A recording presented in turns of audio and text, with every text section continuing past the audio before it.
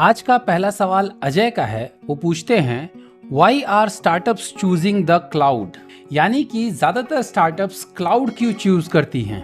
तो जिन लोगों को ये नहीं पता कि क्लाउड होता क्या है, उनके लिए मैंने क्लाउड एक्सप्लेन्ड करके एक हिंदी में बहुत ही डिटेल्ड वीडियो बनाया है। मैं सजेस्ट करूंगा कि आप वो वीडियो देख लीजिए। मैं उसका लिंक जो है वो डिस्क्रिप्शन में डाल दूंगा इस क्वेश्चन के साथ में।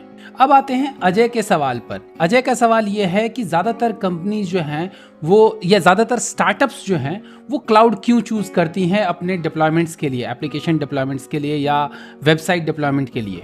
पर्सनली तो मैं इस चीज़ से एग्री नहीं करता हूं कि स्टार्टअप्स जो है वो क्लाउड चूज़ करती हैं अपने वेब एप्लीकेशन या वेबसाइट्स को डिप्लॉय करने के लिए, क्योंकि क्लाउड जो है वो काफ़ी कॉस्टली पड़ते हैं स्टार्टअप्स के लिए।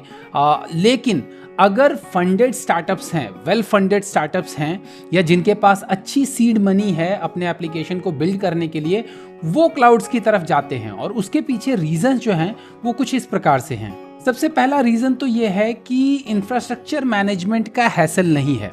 अगर आप खुद से इंफ्रास्ट्रक्चर मैनेज करना चाहते हो, मान लो कि आपका एक एप्लीकेशन है, एक वेबसाइट है या एक वेब एप्लीकेशन है, सैस बेस्ड वेब एप्लीकेशन है, जिसमें कि आप एट ए टाइम 1000 या 2000 यूजर्स मैनेज करना चाहते हो, तो उस केस में अगर आप अपने खुद के घर पर, मतलब ऑफिस में, अगर आप सिस्टम वगैरह सब सेटअप करोगे, सर्वर सेटअप करोगे, या कहीं किसी वेंडर से ही, किसी होस्टिंग प्रोवाइडर से ही अगर आप मान लो VPS वगैरह लोगे, तो वो थोड़ा कॉस्टली पड़ता है। प्लस कॉस्टली होने के साथ साथ कॉस्ट से ज़्यादा ये हैसल होता है वहाँ पर कि वहाँ पर सब चीज़ें आपको ही मैनेज करनी पड़ती है। रिसोर्सेज आपको ज़्यादा चाहिए होते हैं, मतलब 2 या 3 जो हैं आपके नेटवर्क के इंजीनियर्स वगैरह चाहिए होते हैं, जो कि आपका VPN सेटअप करें और VPS के ऊपर अपनी सारी सिक्योरिटी, फायरवॉल वगैरह, रेगुलर अपडेट्स वगैरह, ये सारा तामझाम जो है, इंफ्रास्ट्रक्चर मैनेजमेंट का जो तामझाम है, वो सारा का सारा अगर आप अपने लोकल मशीन पर करते हो या किसी भी होस्टिंग प्रोवाइडर पर करते हो, तो उसके लिए आपको जो है ये सारा हैसल करना पड़ता है। जबकि अगर आप कोई भी क्लाउड सर्विस यूज़ करते हो, चाहे आप AWS यूज़ करो, चाहे आप Azure यूज़ करो, चाहे आप गूगल यूज़ करो, किसी भी क्लाउड सर्विस को यूज़ करते हो, तो वहाँ पर आपके लिए ये सारा हैसल नहीं करना पड़ता आपको। वहाँ पर एक तो इंजीनियरिंग रिसोर्सेज की कम ज़रूरत पड़ती है, मतलब आप जो है एक नॉर्मल एक सिंगल इंजीनियर भी सारा काम वहाँ पर सारा कुछ कर सकता है, क्योंकि चीज़ें स्टैंडर्डाइज होती हैं। प्लस उसके अलावा जो होता है कि वहाँ पर आपको कई चीज़ें जो है वो मैनेज सर्विसेज के तौर पर मिल जाती हैं। वो आपको हैसल नहीं होता सारा चीज़ मैनेज करने का। फॉर एग्जांपल कि आप अगर मान लो वेबसाइट होस्ट कर रहे हो, तो ऐप सर्विस पे कर लो, या ये आपका जो AWS का बीनस्टॉक है उस पे कर लो, तो उस केस में आपके पास सर्वर मैनेजमेंट वगैरह का इशू नहीं होता। वो ऑटोमेटिकली उसकी अप स्केलिंग और down scaling based on the user के जो लोड होता है उसके बेसिस पर वो सारे कुछ खुद ही कर लेते हैं। सो इंफ्रास्ट्रक्चर मैनेजमेंट का जो हैसल होता है वो आपको नहीं करना पड़ता। वो सारी चीज़ें जो है क्लाउड पे क्लाउड प्रोवाइडर ही मैनेज कर लेता है। इस वजह से भी कंपनीज जो है वो क्लाउड की तरफ जाती हैं। दूसरा पॉइंट जो ज़्यादातर क्लाउड प्रोवाइडर्स ही बोलते हैं कि उनके क्लाउड जो हैं वो सस्ते होते हैं और कॉस्ट इफेक्टिव होते हैं। हालांकि पर्सनली मैं इस चीज़ से एग्री नहीं करता, लेकिन ये भी एक फैक्टर है कि बहुत सारे जो फंडेड स्टार्टअप्स होते हैं या जिनके पास अच्छी फंडिंग अवेलेबल होते हैं, वो क्लाउड्स जो प्रोवाइडर्स हैं उनके पास जाते हैं, क्योंकि वहाँ पर उनको कॉस्ट इफेक्टिव सस्ते जो हैं सॉल्यूशंस मिल जाते हैं। प्लस मैनेजमेंट, जैसा कि मैंने पिछले पॉइंट में भी बोला कि सारा इंफ्रास्ट्रक्चर का मैनेजमेंट जो होता है, चाहे सॉफ्टवेयर अपडेट्स हों, चाहे आपका हार्डवेयर अपडेट्स हों, चाहे अप टाइम गारंटी हो, ये सारी चीज़ें जो हैं, ये सारी चीज़ें मैनेज जो है वो वेंडर करता है। आपके पास ये सारा हैसल नहीं होता। सो आपका फोकस जो है वो सिर्फ आपके अपने प्रोडक्ट डेवलपमेंट के ऊपर होता है, उसके फीचर एनहांसमेंट्स की तरफ होता है, उसके अपना जो परफॉर्मेंस एनहांसमेंट की तरफ होता है। आपको इंफ्रास्ट्रक्चर रिलेटेड कोई भी चीज़ें नहीं हैंडल करनी पड़ती।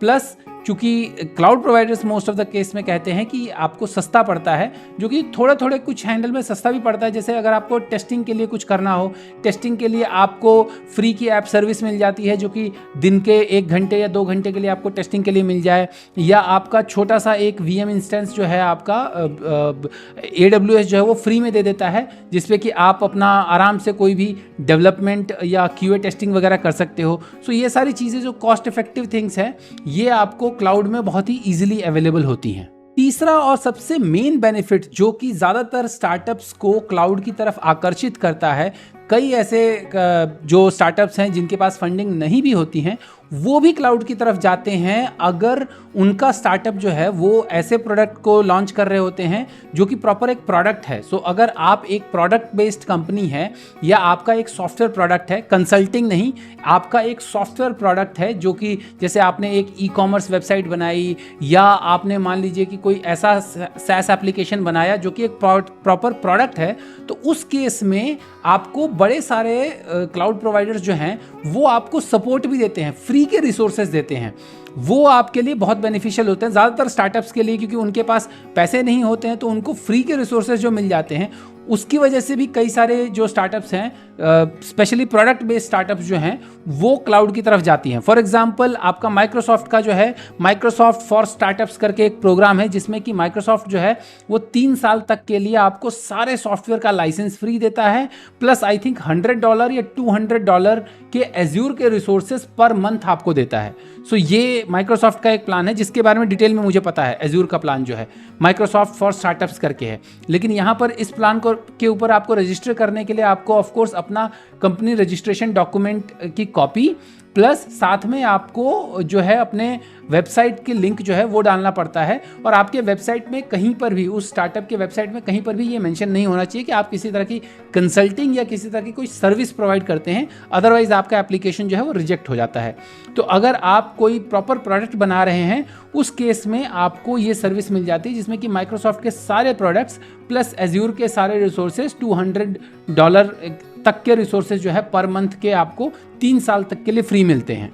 इसी तरह AWS का भी जो है Amazon for startups, Google for startups, इस तरीके के प्रोग्राम है सबके। अब उनके डिटेल्स की वो क्या सर्विसेज प्रोवाइड करते हैं वो तो मेरे पास नहीं है, लेकिन जैसा मैंने कहा कि मोस्ट ऑफ द स्टार्टअप्स को फ्री में कई सारे फ्रीबीज वगैरह मिल जाते हैं इस तरह के सर्विसेज के थ्रू।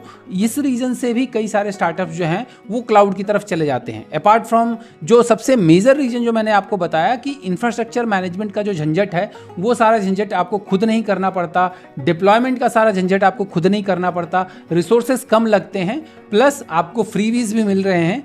इस रीजन से ज़्यादातर स्टार्टअप जो हैं वो क्लाउड की तरफ माइग्रेट करते हैं या क्लाउड को प्रीफर करते हैं for deploying there web applications.